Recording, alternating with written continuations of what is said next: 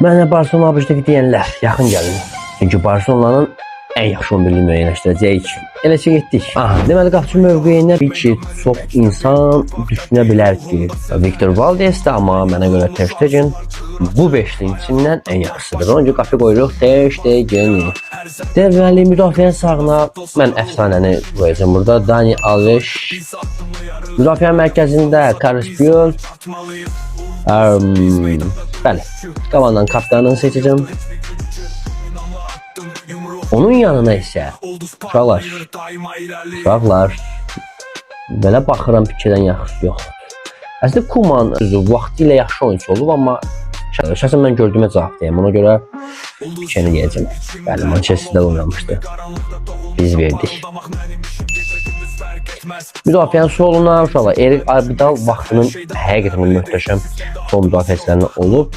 Bəzən zədələr və bir müddətdə xəstəliyin əziyyət çəkdi deyə oyunlara çıxmadı. Yəni ümumi daha doğrusu genelde götürsək Formal vaxt təbii ki.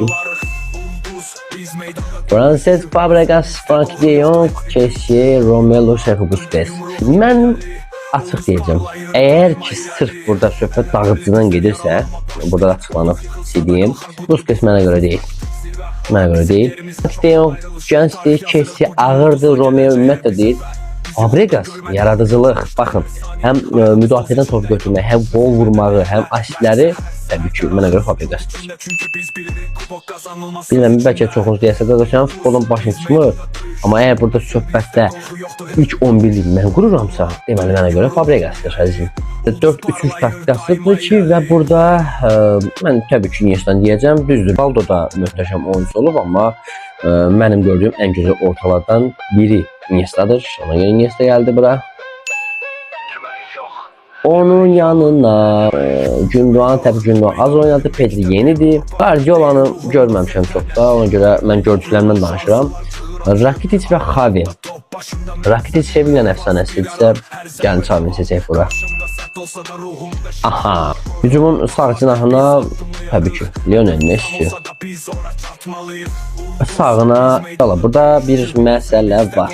Ronaldinho sağ, sol cinahda da oynayıb, mərkəzdə də oynayıb. Futbolu mənə sevdirən oyuncu olub. Təbii ki, burada biz əsas davamlılığa baxsaq, nə burada Ronaldinho qoymamalıydıq, nə də Neymar qoymamalıydıq. Davamlı bir oyuncu da görmürəm burada. İki vaxtı Rafinha deyirlər, amma mən gördüyüm, futbola heyran olduğum təbii ki Ronaldinho.